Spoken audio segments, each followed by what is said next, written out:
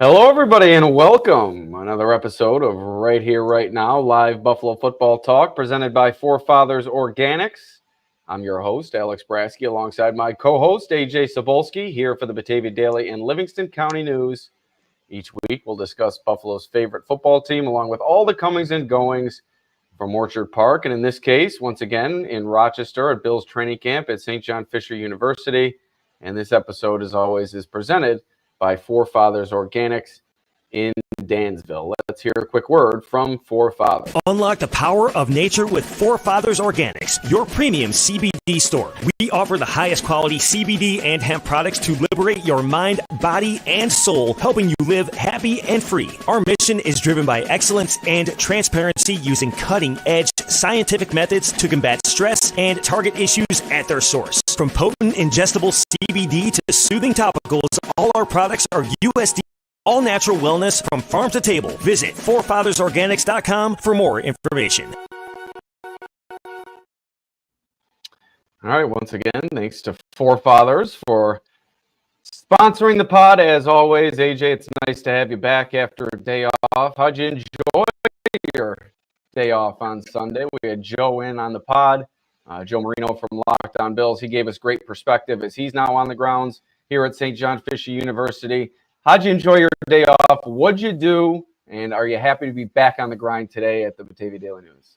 Absolutely. Excited to be back. Looking forward to it. Another day at Bills camp. Pads are on today, so that's exciting. Just enjoyed some golf and played a basketball game. So I finally surpassed the 10-point mark in my rec league game at 14. We won by 30. You had been struggling. I have been struggling. So I was coming off 0 points. I had 14 last week, so it finally felt good to put the ball in the bucket. And golfing is always a good time. I never do too great, but it's just a good, nice, relaxing time. So yeah, enjoyed it, but excited to be back and ready to talk some Bills training camp. This was AJ. This was AJ on Sunday. The legacy game, my legacy game. But yeah, AJ already mentioned it. The Pads came on today, day 5 at St. John Fisher, and the tempers flared a little bit at Bill's training camp. There were a number of minor scuffles throughout the morning practice. The most notable pitted offensive lineman Alex Anderson against defensive tackle Branson Dean. Really created a vast array of players who came over and tried to break it up. It looked like a brawl for a moment. Didn't really get very physical, but had all the makings of a brawl with all the players surrounding the two in the middle. It was quickly broken up by several teammates, so just a minor scuffle there. And then another dust-up occurred between wide receiver Mac Hollins and cornerback Kyer Elam. Those two got tangled up near the sideline, and then Hollins threw the ball at Elam, which kind of caused a brief skirmish between the two. But once again, teammates doing a nice job rushing in to break things up. Elam had another nice day on day 5 at training camp. He had an interception during one-on-one drills, some sticky defense during 11-on-11 work. The interception came when he ripped a ball away from Justin Shorter. I think it was his 3rd interception of training camp, and he also had a couple during the offseason training program. So just getting his hands on footballs throughout this offseason and preseason is Kyer Elam really making a push for a contributing role this year. I think he's pretty much locked that up at this point. It's just a matter of how much we'll see him on the field and whether or not he'll be able to challenge either Roswell Douglas or Christian Benford potentially for a starting role. I don't see that happening, but he certainly is putting his talents on display throughout training camp.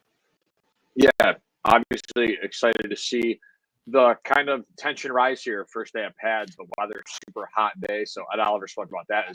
Another reason is maybe why the tensions were a little bit higher. But overall, good to see some scuffle. It's just football at the end of the day. I know you sat down with Dwayne Carter post practice and he talked about just it being a little bit just post football and stuff like that. So good to see that. And then with Elam just continuing to make splash plays and being at the right spot and taking advantage of the opportunities.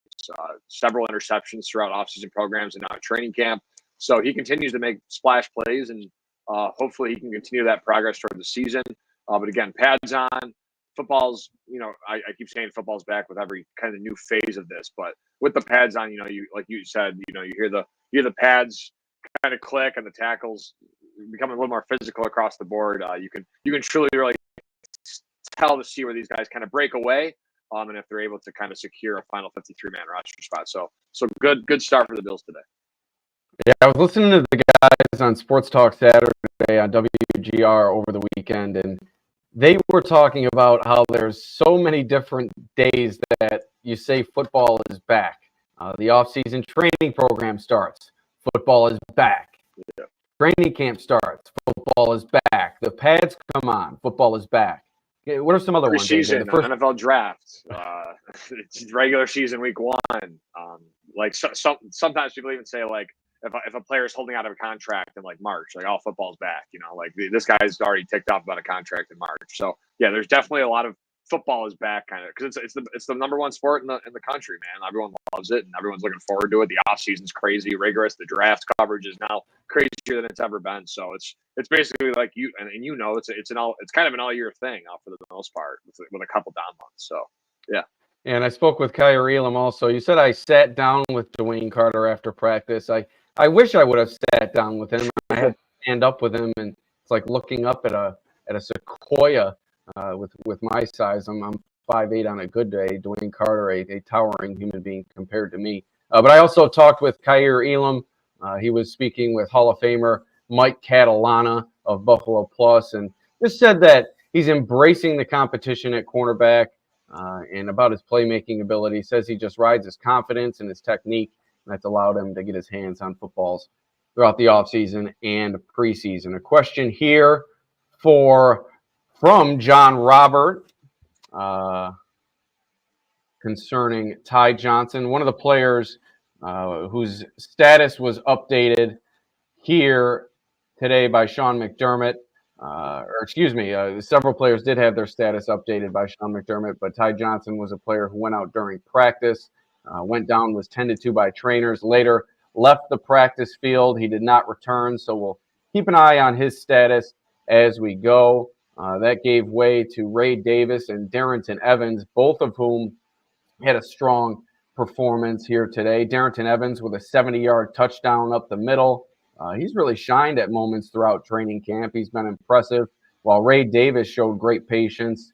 Daquan Jones burst into the backfield, nice penetration, seemed to have Davis under tackle, but the rookie was able to escape and work his way to some good yardage. So some good moments for the second and third, potentially the third and fourth running backs, with the team's second running back held out after that injury. James Cook did return to practice after missing yesterday's practice. So a bit of shuffling today at the running back position, and I liked what I saw from Darrington Evans along with Ray Davis.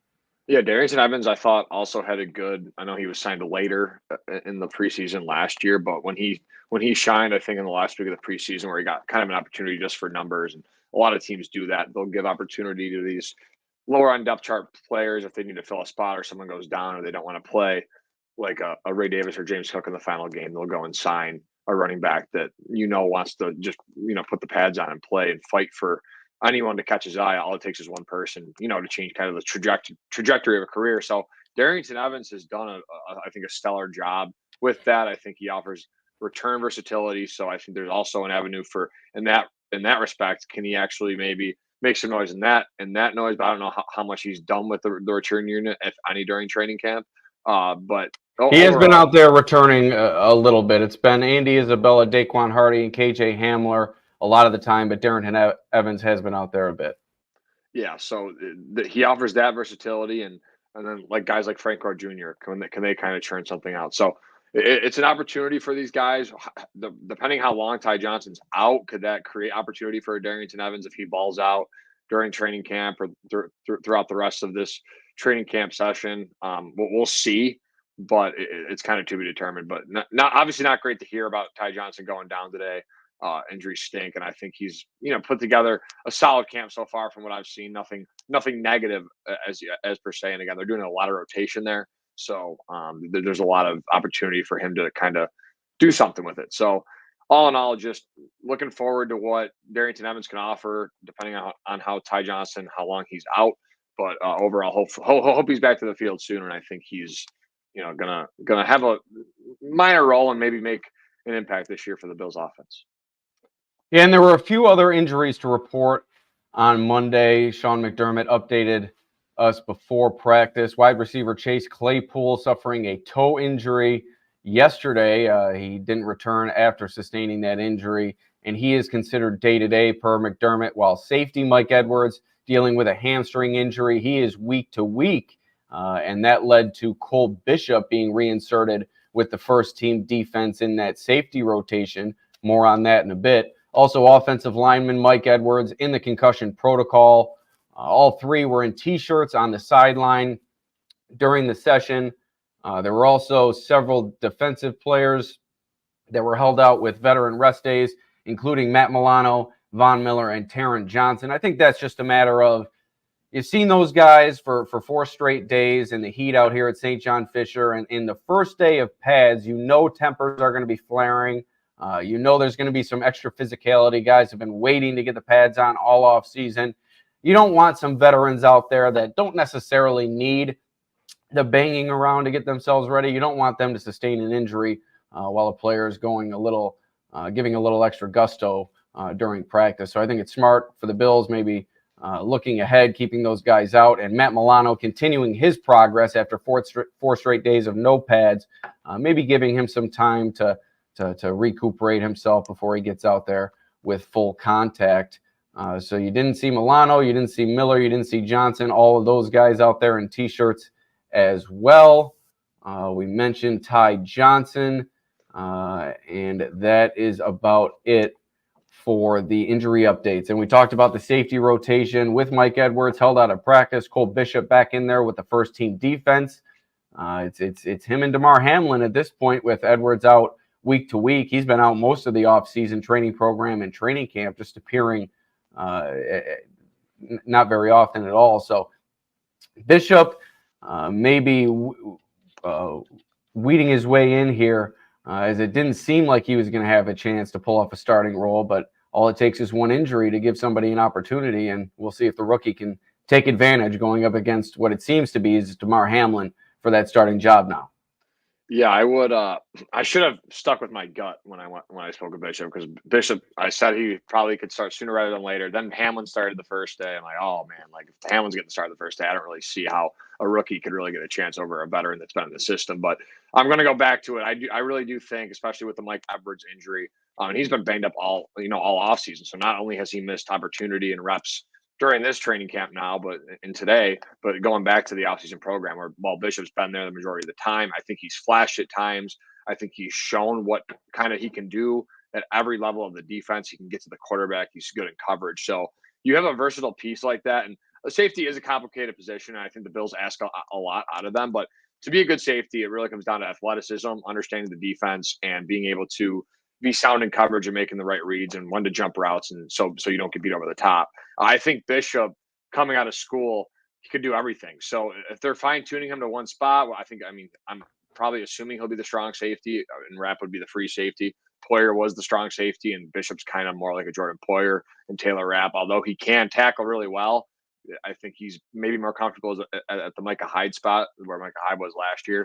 So again, I think it's really good to see Cole Bishop continue to get these opportunities. They're going back to him. They're not going away from him. It's not like Damar Hamlin got all the reps today. So you're looking at a guy that, again, he's coming off a great season at Utah, and I think that will just continue to grow. And I really do think, man, I think this guy is a starting caliber player in this league in 2024 for the Buffalo Bills defense. And John Robert, another good question here. If Mike Edwards can't play come week 1 or during the preseason, who moves up into maybe that safety rotation? I think you look at Cam Lewis, who's got that versatility. We've seen him out there a few snaps during training camp at safety, primarily working at cornerback, but we'll see what happens if Edwards is to miss extended time. Before we get to more defensive talk, we'll quickly touch on the offense. Not as hot of a day for the Bills offensively as we saw during day 4. It was an electric performance from Josh Allen and company on Sunday. There was still plenty of highlight reel moments on Monday, but I wouldn't say as pillar to post dominance from the Bills offense throughout the day. They worked the running game a lot with the pads coming on for the first day, giving those offensive defensive linemen a chance to mix things up in the trenches, But One of the top catches came from Keon Coleman along the sideline. Allen really put it in a good spot where only Coleman could get it, lofted it over his shoulder. Coleman had to juggle it, but once again came away with the catch, did a somersault afterward. He just continues to catch everything thrown his way. And not only is he building that rapport with Josh Allen, I think even more important, he's building that trust with Josh Allen. And I'm not saying he's a better receiver than Stephon Diggs. And he has a long way to go before we even start discussing him in that realm. But maybe his skill set fits Josh Allen a little bit better than Diggs did. And we saw how successful Diggs was in this system. And what I mean by that is Diggs was a tactician. He had a great route running ability, used that ability to get open, run free downfield, and come away with those really uncontested catches by using that route running ability to create space between him and the defender. Whereas Keon Coleman, maybe that's not his strong suit, but what he's showing throughout training camp is one of his strong suits is his catch radius. He comes down with everything. He's got sticky hands, and he is finding a way to get open, and Josh Allen's putting it on the money for him time after time. Yeah, I think I've seen enough at this point from the day I went on Friday and then just over social media over the course of the past week that I think with Keon Coleman, I'm pretty confident in what he's going to be as a red zone player and what he's going to be as a touchdown maker down the sideline on the boundary, maybe be a little bit of a deep threat. I think I'm pretty much sold with that ability. But again, going back to what I was talking about with Mookie and you on Friday was just the fact that I think he needs to know.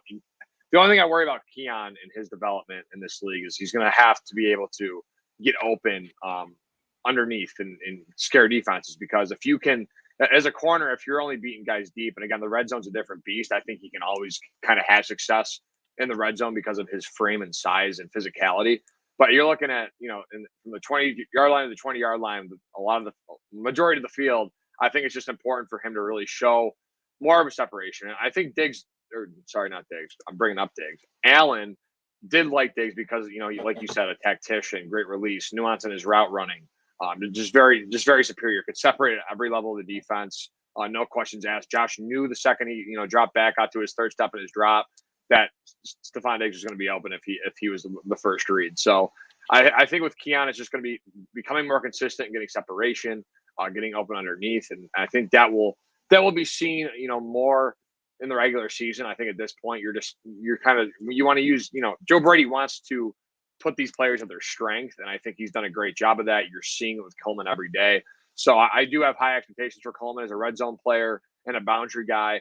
But I hope that, you saw Gabe Davis, who was kind of the same player in terms of, physical, tall, but he was very inconsistent. And it felt like Davis never really refined getting separation and the consistent hands and all that stuff. So if Keon can do that and really refine his hands, and he's got great hands already, but refine his route running and ability to get open underneath, I think he can really become a complete player in this league. And another receiver that shined today, as the Bills have posted his best catch of training camp thus far, Curtis Samuel going up top, making a full extension behind him. I don't know if I'm doing it justice here, but what a catch from Samuel today during one-on-one drills. Another impressive practice from him.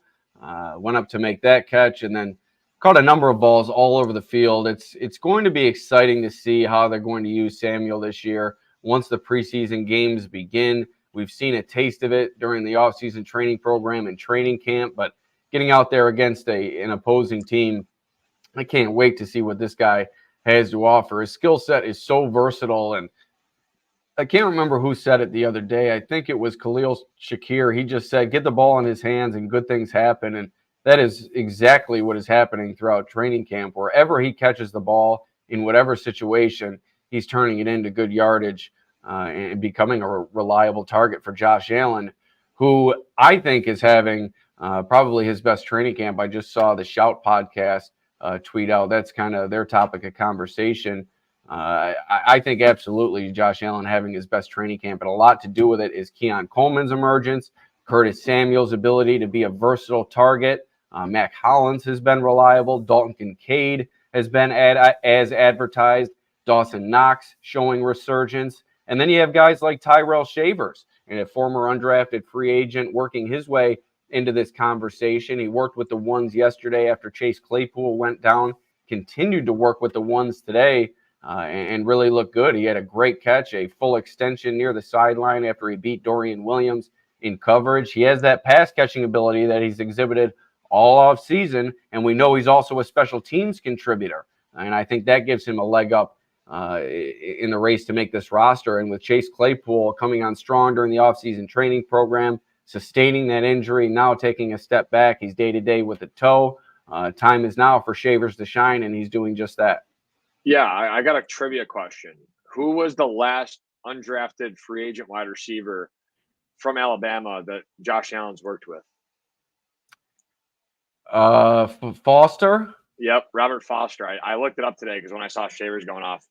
Come on, you're just going to gloss over the fact that unprepared, I was able to come up with that. I'm not like usually good at that stuff. Well, you were good at that, so okay, I'll give you your flowers. Thank you. But yeah, so yeah, I saw that, and so I almost lost my laptop there. Oh God, my beautiful Chromebook. The old Chromebook. Yeah, so I just think it's an interesting, like, it's not related at all, but I think it's cool that Robert Foster, a guy in 2018 who not many people really thought of as anything, made a name for himself. He spent 4 years at Alabama. Now Shavers kind of traveled around more, but his first 2 seasons were at Alabama at the college level. And he's really just come on. Sean McDermott, again, had high praise for him today, just talking about his ability as a pass catcher. So I like what I've seen from Shavers. And on Curtis Samuel, I just think he's going to be a fun chess piece for this Bills offense to really utilize Joe Brady. We've said that all along. You could see some fear on some defenses' face if you have Allen and Samuel, even like in a rollout situation, Samuel's on the boundary. Who are you going to take? You want Allen one-on-one or Samuel one-on-one? You can put some defenses in some tricky positions there. So I think with this offense, you're just seeing, and I put it out yesterday, you're just seeing exactly what they said they were going to do. And that's winning at every level. I'm not going to lie, I would like to see like a dominant defensive day. And I know there were some players that we'll get to later that dominated defensively today. But I would like to see a whole, all 11 players in the field really put it together, dominate, and just for the defense to get a day, because I think the offense so far has been getting the best of the defense, although there's still been some, great plays by the defense. Yeah. Quentin Morris also had a nice day. I talked about how Zach Davidson might be making a push for that tight end 3 job, but Morris really responded today with a number of nice catches. Khalil Shakir also, you haven't heard a lot from him because I don't think he's really the highlight reel playmaker that you're going to see during training camp, going up during one-on-ones and physically ripping the ball away from defenders. But the consistency that he's exhibiting day in and day out, another positive for this passing game. Brian Thompson, another play today. And the running game did pretty well. I already mentioned Darrington Evans, a 70-yard touchdown, and Ray Davis also showing some ability with Ty Johnson out. But I think that's about it for the offense. But before we move on to the defense, let's touch on that topic.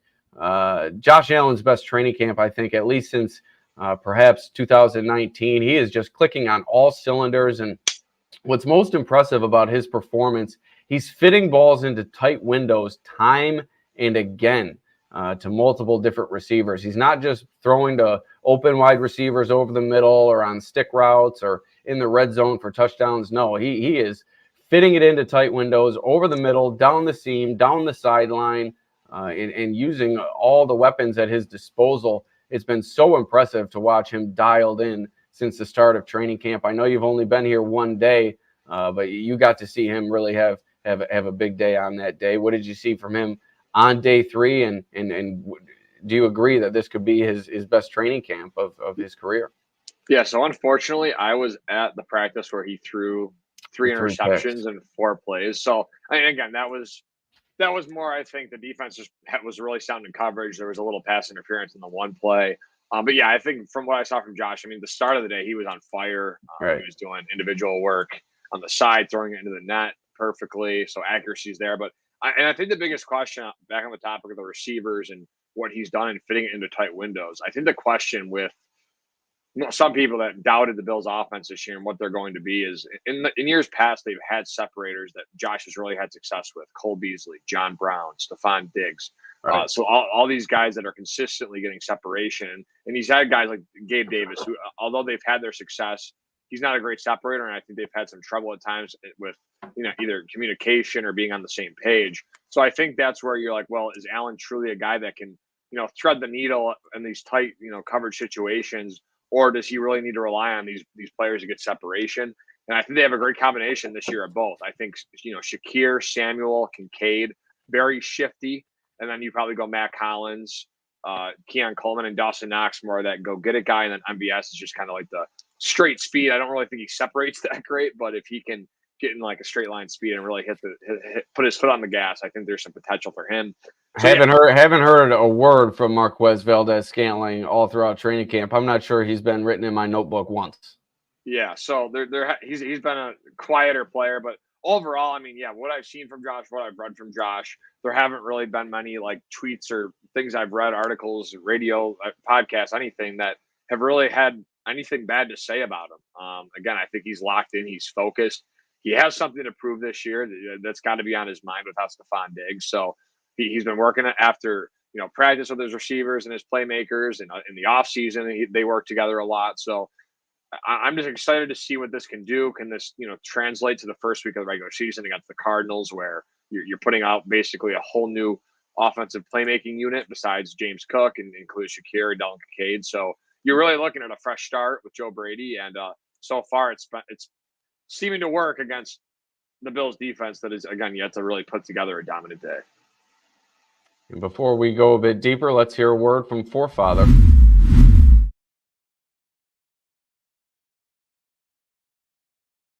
At Forefathers Organics, their mission is to liberate, educate, and innovate with the highest quality CBD and hemp-derived products for your mind, body, and soul so you can live happy and free.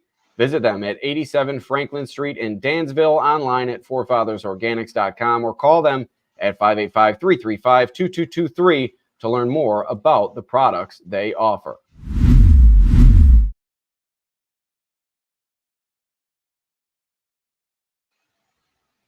All right, AJ, moving to the defensive side of the ball, it was a big day for the Bills pass rush on the first day of pads, and Greg Rousseau leading the way as he has all throughout training camp. Day after day, he's just shining off the edge, setting the stage for a breakout season. Today, Spencer Brown, the victim of Rousseau's great performance. During one-on-ones, Rousseau beat Brown a couple of times, and then again during team drills, Rousseau beat Brown for a would-be sack, and on the very next play after that would-be sack, Brown went and was called for a false start. So maybe hearing some footsteps from Rousseau along the outside and getting into his head a little bit, it's been impressive. He's been like a tornado off the outside. He used a great swim move today during one-on-ones. I think it's going to be a really big season for Rousseau, and we've talked about it time and again. Bills need it from him desperately, losing Leonard Floyd, and with him, A.J. Epineza and Von Miller as the top three pass rushers for this team, somebody has to emerge as the alpha in that room, and I think Rousseau is going to be the one with that breakout season.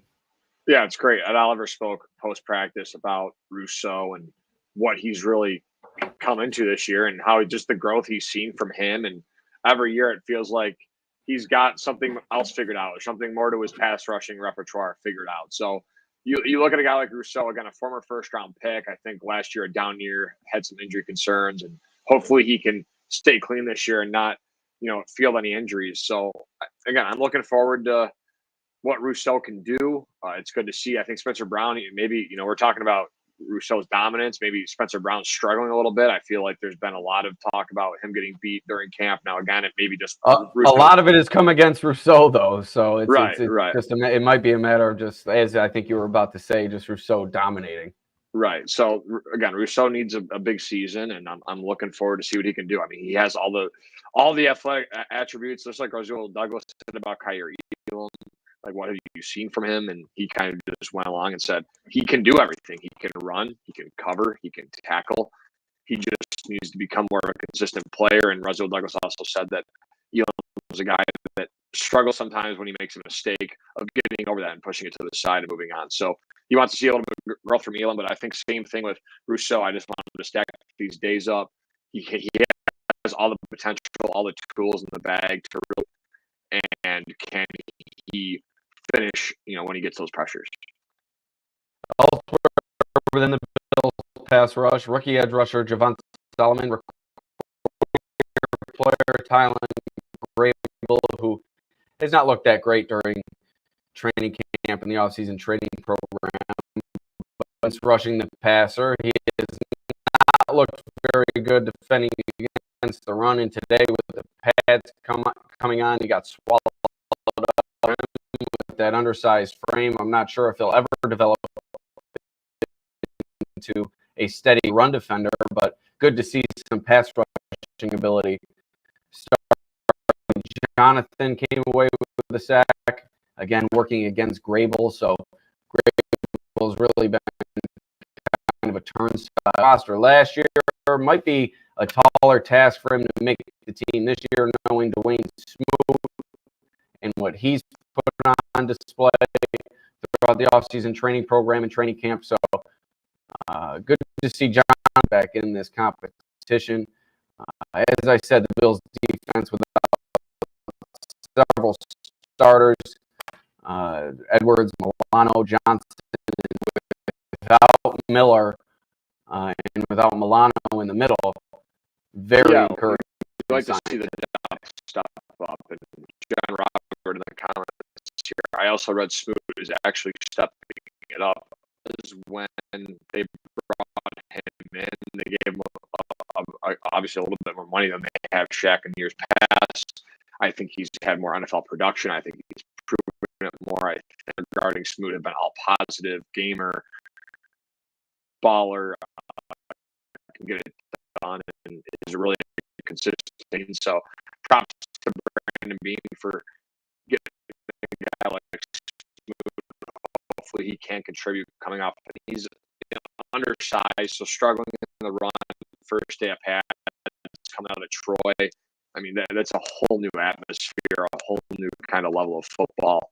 And you just want to see him continue to stack days. I think, Alex, we can both agree that the pass rushing there for Solomon's been, I saw him winter up as well when I went. So I think the pass rushing has been there against the second and third team that he's been. Where his spot lies in the roster as of yet, I know we had him on our original 53-man, but Smoot, Solomon, all battling in the mix for that DN4 spot. Kingsley Jonathan in there, Casey Toolhill, I don't know, not much said about him, throughout camp. So I'm just looking forward to seeing that kind of matchup play out. And that was obviously one of the ones that I was looking forward to, DN4, throughout training camp. So we'll see what happens. On the other side of the ball in the trenches, we talked about it with Joe yesterday, host of Locked On Bills. Fumbled snaps are starting to become a common theme at Bills training camp, and obviously Connor McGovern, the new center with Mitch Morse being released and heading to Jacksonville. McGovern saying it's his natural position, but it's been a learning process for him and Allen to kind of get comfortable with their shotgun snaps. And today, Allen went under center, and another snap ended up on the ground. By my count, that's about the fourth that's ended up on the ground throughout training camp. There's also been a number of shotgun snaps that have come in close to below the knee for Allen that he's had to bend down for and almost scoop off the turf. So a bit of a concern building here with Connor McGovern. He's been good in protection, but obviously a key skill that the center has to master is getting that ball to the quarterback, and that's been a bit of a struggle and a challenge for McGovern thus far. Yeah, I go back to when Mitch Morse came in back in 2019, Allen's second season.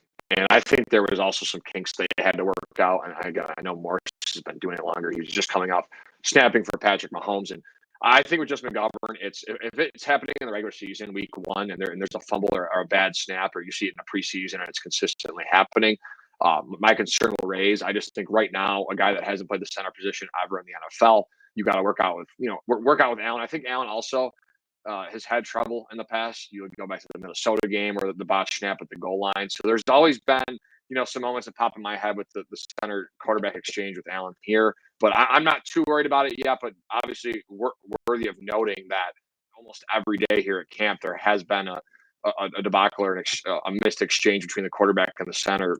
Probably not the simplest, but the most important thing, because that's how the play starts, and that's how you can get the ball into your playmaker's hands. So it's obviously a very important task. So we'll see what happens with that. Again, I'm not too concerned until if it's happening in a couple of weeks when they've gotten more reps in and they've really been able to really install this Joe Brady offense. If that's still occurring, then I think it'll really become a talking point moving forward. And you mentioned Joe Brady. That's going to be my last takeaway from today's practice. A lot has been said about the energy and juice, which Bobby Babich loves those buzzwords, preaching to his players as they're running onto the field each day for practice. A lot has been said about the energy and juice brought forth by both Babich and Joe Brady to this team since being inserted as offensive defensive coordinator. But another element that they've really exuded is just raw confidence. And I think that's really bled over to the rest of the roster. You see Allen is confident as ever out there throwing the football. The receivers, especially Coleman, Kincaid, really showing great confidence catching those passes from Allen. And then on defense, Greg Rousseau really stepping up and seeming to come into his own, among others, Kyer Elam. So I think the confidence that these two guys show, these young coordinators, up and coming in their roles, I think it's really starting to spread like wildfire throughout this roster. And I think it's exactly what the Bills needed after years of Leslie Frazier, years of Ken Dorsey, kind of more tepid personalities. With this young team and this team in transition needing new leadership, some of that is coming from Brady and Babich, and it's really, like I said, just spreading throughout the roster. Yeah, and I think it's good for McDermott to kind of let both those guys, and again, Brady's had a little bit of experience as an offensive coordinator, and obviously his success at LSU speaks of itself. But Babich, a guy that never really has called plays before, kind of handing over the reins to Babich on day one at camp. You can call the plays. I'm really looking forward to seeing these guys continue to inject that energy, their knowledge. Many players on the Bills' defense this offseason have said Bobby Babich is the smartest coach they've ever had. People on the Bills' offense have said Joe Brady's done everything we've asked for, and that he's a guy that really allows us to be who we are. So I think both sides of the ball are letting these guys be who they are, and I think that's just really important for a team, like you said, under transition and a really up and coming unit. It's very important. Another great day here at St. John Fisher University. It was hot as ever. There's been a couple of hot days here. I need to make sure I get my fluids after this. I might have to take an IV. I'm really starting to wear down as the days go. But like I said before training camp, the tan is developing, AJ, and getting my steps in each day, cruising around the sidelines. It's been a great experience, as always, here at training camp. Yeah, it's always a fun time. Again, everything really you could ask for. A lot of people would love to, cover Bills football and do all that stuff. So again, it's something that, when you get the opportunity to do it, do the best job you can. Alex has done a great job at the Batavia Daily. His takeaways every day. So just overall, just a really good, a good week for Bills football. And I'm glad it's back. So am I, AJ, and can't wait for the first preseason game. We are closing in August 10th at Highmark Stadium. The return of the blue and red this Friday. You'll be there in the stands, I believe, and then you'll be making your return to training camp soon as well. So excited to see what you have to offer as you continue your first year on the beat as well. And a lot to come from the Batavia Daily News and the Right Here, Right Now podcast right here, right now. So, AJ, any final words before we hear from our sponsor, Forefathers Organics? Yeah, please like, share, subscribe, rate, review. Alex has been doing a good job sending out clips of the show on Twitter, so make sure to stay tuned for those. I'll share some as well. So there's a lot going on with the pod. We'll continue to keep you informed, up to date as fast as we can, as accurate as we can, and just continue to keep rolling here. Again, please like, share, subscribe. We're really pumping these out every day, making it a high priority on the list of things we have to do amongst the many lists of things we have to do here at Batavia Daily. So still got to put the paper together today, AJ. Right. So just continue to stay informed, and we'll try and be as accurate and quick as possible. And I thank everybody for tuning in. All right, that's going to do it. As AJ said, thanks for tuning in, and we'll see you next time. Peace out.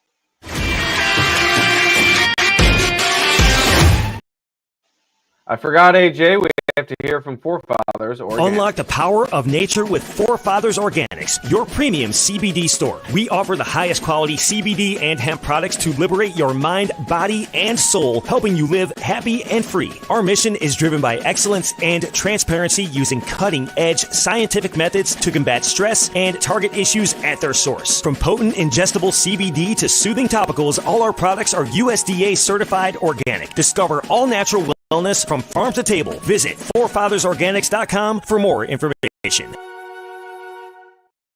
Shame on me, AJ. You can't forget Forefathers. So now we'll see you next time.